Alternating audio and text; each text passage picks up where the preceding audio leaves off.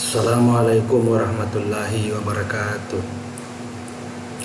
Pada pertemuan kali ini saya akan lanjutkan materi tentang K3 dan higien, dan saya akan bacakan mengenai slide-nya, termasuk saya akan jelaskan per slide-nya, begitupun juga per kalimatnya. Ya, pentingnya keselamatan kerja dan kesehatan kerja bagi karyawan. Keselamatan dan kesehatan kerja atau ketiga menjadi hal yang sangat penting bagi karyawan, baik pekerja yang berada di lapangan maupun yang ada di office. Jadi di sini kita harus, atau sebagai perusahaan harus menjaga keselamatan dan kesehatan kerja bagi kerjanya di lapangan, misalnya pemasangan jaringan atau pemasangan tower. Begitupun juga kalau misalnya di kantoran, misalnya stafnya atau pegawainya.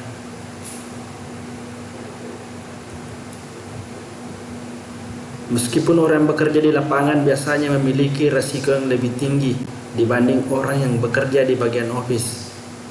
Jadi kalau di lapangan itu biasanya resikonya lebih tinggi.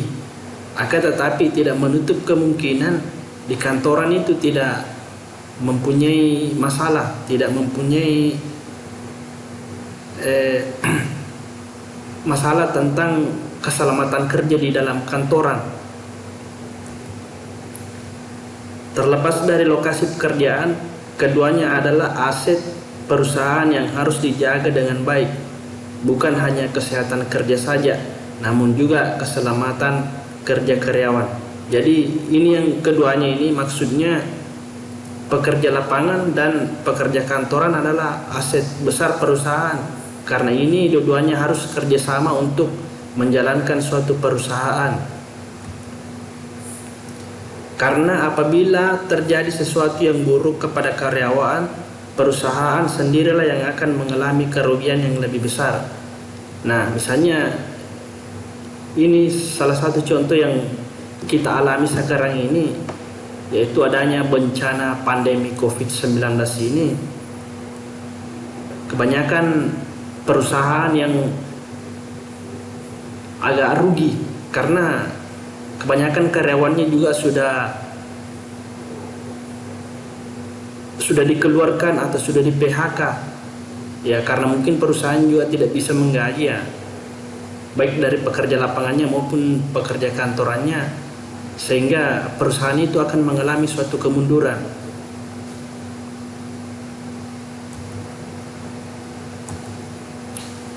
Pentingnya keselamatan dan kesehatan kerja atau ketiga bagi perusahaan yaitu yang pertama, keselamatan kerja. Keselamatan kerja merupakan upaya yang dilakukan oleh perusahaan untuk mencegah karyawan dari bahaya atau risiko kecelakaan yang mungkin terjadi ketika bekerja. Keselamatan kerja berkaitan dengan lokasi kerja, mesin atau alat berat, bahan, proses, dan hal-hal yang berkaitan dengan lingkungan kerja karyawan yang dapat mengancam keselamatan.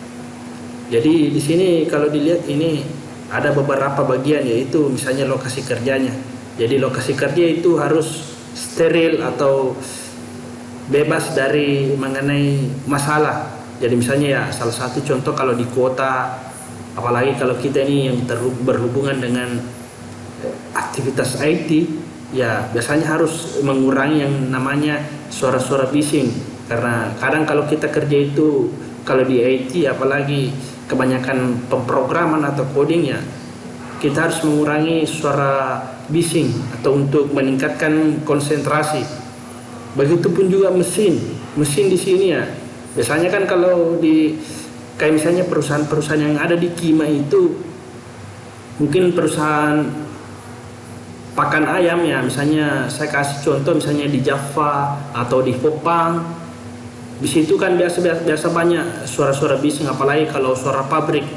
Nah, itu perlu mengurangi suara bising atau Itu kalau misalnya pekerja IT ya, misalnya kita memang harus betul-betul suara bising yang dikurangi, apalagi kalau misalnya kebanyakan kita programmer atau coding. Ya ini kita tidak terganggu kalau misalnya ada yang suara bising.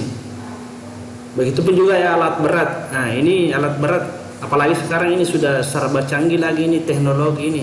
Kadang ada alat berat yang berhubung dengan IT. Nah, misalnya mesin itu ya tinggal kita kontrol saja supaya bisa dijalankan. Nah, mungkin salah satu contoh di sini ya, kadang kita ada penelitian di sini di kampus, ada yang menggunakan Arduino yang menghubungkan dengan perangkat IT. Misalnya bahan untuk dirawat, misalnya obeng, kunci tang dan sebagainya, termasuk juga prosesnya. Yang kedua, kesehatan kerja. Kesehatan kerja adalah hal-hal yang berkaitan dengan psikis atau psikologi karyawan. Kesehatan fisik merupakan hal yang sangat penting karena tubuh yang sehat, para karyawan dapat bekerja dengan baik. Begitu pula dengan kesehatan mental yang akan membuat karyawan bekerja secara optimal. Nah, jadi maksudnya ini adalah kesehatan karyawan itu harus dijaga. Misalnya salah satunya fisik. Jadi maksudnya di sini fisik karyawan ya, terbebas dari masalah-masalah ya, misalnya tidak cacat badan, bisa beraktivitas, bisa melakukan pekerjaan secara mandiri tanpa misalnya ada timnya atau tanpa bantuan. Yang kedua di sini mengenai masalah psikis. Jadi maksudnya ini psikis, karyawan itu sehat, tidak mengalami gangguan kejiwaan, tidak mengalami depresi. Nah, ini maksudnya psikis, yaitu mengenai kejiwaan ya. Yang ketiga, tujuan keselamatan kerja. Berikut ini beberapa tujuan keselamatan kerja yang ada di perusahaan. Yang pertama, pencegahan risiko bahaya. Jadi ya, di dalam perusahaan tidak menutup juga kemungkinan tidak ada namanya risiko. Jadi lebih dini atau lebih awal kita mencegah risiko itu, risiko bahaya itu.